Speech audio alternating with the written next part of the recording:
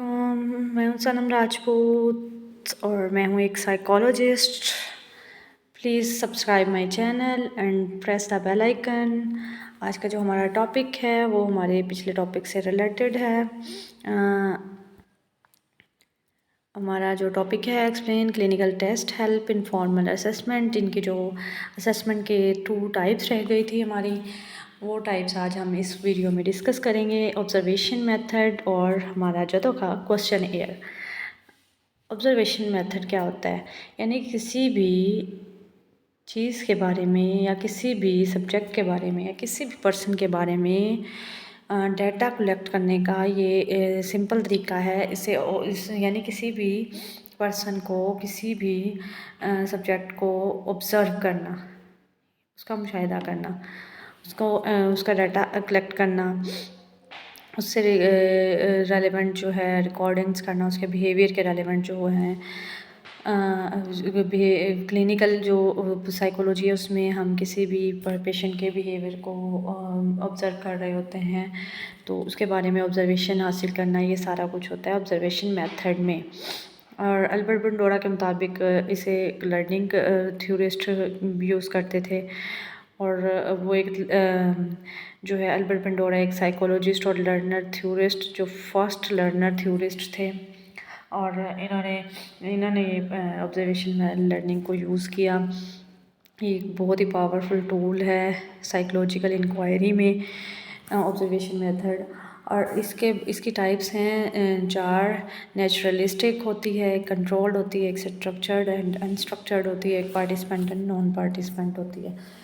Naturalistic जो होती है उसमें हम जो है किसी भी पीपल के बारे में उसके नॉर्मल और इन्वायरमेंट से उसकी ऑब्जर्विंग की जाती है। नहीं, वो नॉर्मल लोगों में रहकर या किसी भी एनिमल के बिहेवियर को हमने देखना हो, स्टडी करना हो, तो उसकी नेचुरलिटी में रहकर हम उसको ऑब्ज़र्व करते हैं। दूसरा होता है कंट्रोल्ड ऑब्जर्वेशन। कंट्रोल्ड ऑब्जर्वेशन वो होती है जो किसी भी लेबॉर्ट्री या किसी भी एक्सपेरिमेंटल लेबॉर्ट्री हो या एक्सपेरिमेंटल प्लेस हो जिसमें कंट्रोल्ड होता है सब कुछ, यानी उसका माहौल सारा कंट्रोल किया जाता है, उसका इन्वायरमेंट कंट्रोल्ड में होता है। जो ऑब्जर्वर ऑब्जर्वेशन कर रहा होता है उसके कंट्रोल में हर चीज़ हो, उसे कहते हैं कंट्रोल्ड ऑब्जर्वेशन। स्ट्रक्चर्ड ऑब्जर्वेशन ऐसी होती है जो ये सिस्टमेटिक ऑब्जर्वेशन है। इसमें कोडिंग स्कीम्स यूज़ होती है रिसर्च में। ये भी एक डाटा कलेक्टिंग मेथड है और ये डिफरेंट रिसर्च में यूज़ होती है। और इसमें जो होता है पार्टिसिपेंट जो होता है, यानी जो जिस पे वो किया जा रहा होता है वो इसमें इन्वॉल्व होता है। और अनस्ट्रक्चर्ड में ये होता है कि जिसके बिहेवियर पे आप वो कर रहे हैं, जैसे रिसर्च कर रहे हैं, तो वो इन्वॉल्व नहीं होता।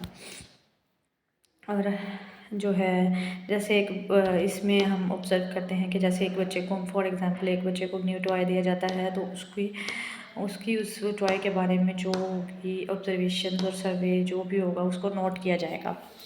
अच्छा, पार्टिसिपेंट ऑब्जर्वेशन जो होती है, पार्टिसिपेंट जो होती है ऑब्जर्वेशन, इसमें जो है पार्टिसिपेशन होता है वो इन्वॉल्व होता है ऑब्जर्वर के साथ। यानी किसी भी हमने बच्चे की या किसी भी पर्सन को हमने ऑब्ज़र्व करना है तो आप उसके साथ उसका हिस्सा बन के उसके साथ ताल्लुकात बनाकर उसके बिहेवियर, उसकी इन्वायरमेंट, उसकी तमाम फैमिली के बारे में ऑब्जर्वेशन हासिल करेंगे, यानी उसमें इन्वॉल्व होके। जो नॉन पार्टिसिपेंट होते हैं इसमें इन्वॉल्व नहीं होता ऑब्जर्वेशन। इसमें विदाउट एक्टिव मतलब वो करता है, यानी छुप के कहीं से करना, ऑब्ज़र्व करना या कहीं से भी किसी को कहकर ऑब्ज़र्व करवाना। इसमें जिसको ऑब्ज़र्व कर रहे हैं उसको नहीं पता होता, जिस पे ऑब्ज़र्वेशन हो रही होती है उसे नहीं पता होता। अच्छा, इसका कंक्लूजन यही बनता है कि ये मेथड है डाटा कलेक्टिंग का और इसमें ऑब्जर्वेशन की जाती है डिफरेंट टाइप्स के ज़रिए और इसकी एक लिमिटेशंस और नीड्स होती हैं जो उनको पूरा किया जाता है। इसमें पार्टिसिपेंट जो है उस पर एक्सपेरिमेंट्स भी किए जाते हैं, उसके इंटरव्यूज़ किए जाते हैं। ये है इसका कंक्लूजन। और आगे नेक्स्ट है, अच्छा नेक्स्ट है क्वेश्चन एयर का जो है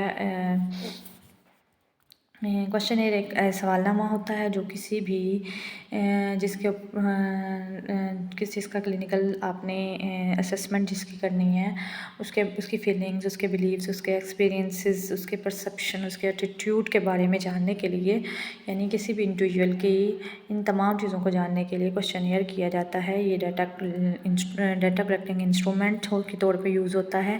उसमें स्ट्रक्चर्ड और अनस्ट्रक्चर्ड दोनों तरीके से यूज़ होता है। Types of question air open ended यानी अनरिस्ट्रिक्टेड फॉर्म। इसमें होता है कि ये उसकी टाइप है।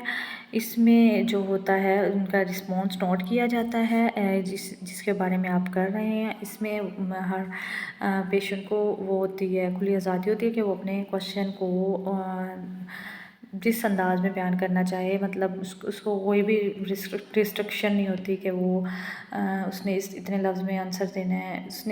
इसमें वो अपने हर ख्यालात, अपने हर सजेशन दे सकता है। इसको अपने लिहाज से बयान कर सकता है क्वेश्चन के बारे में। ये होती है ओपन एंडेड। और क्लोज रिस्ट्रिक्टेड होता है कि इसमें आप नंबर्स दे देते हो, एक क्वेश्चन बना के उसके नंबर्स दे देते हो कि इसमें से आपने सिलेक्शन करनी है, हाँ या ना। सिलेक्शन के तौर पे जैसे होता है उसमें रेस्ट्रिक्ट होता है, वो क्लोज होता है, बंद होता है, उसके सारे आंसर्स पहले से तैयार होते हैं। ये हो गया वो।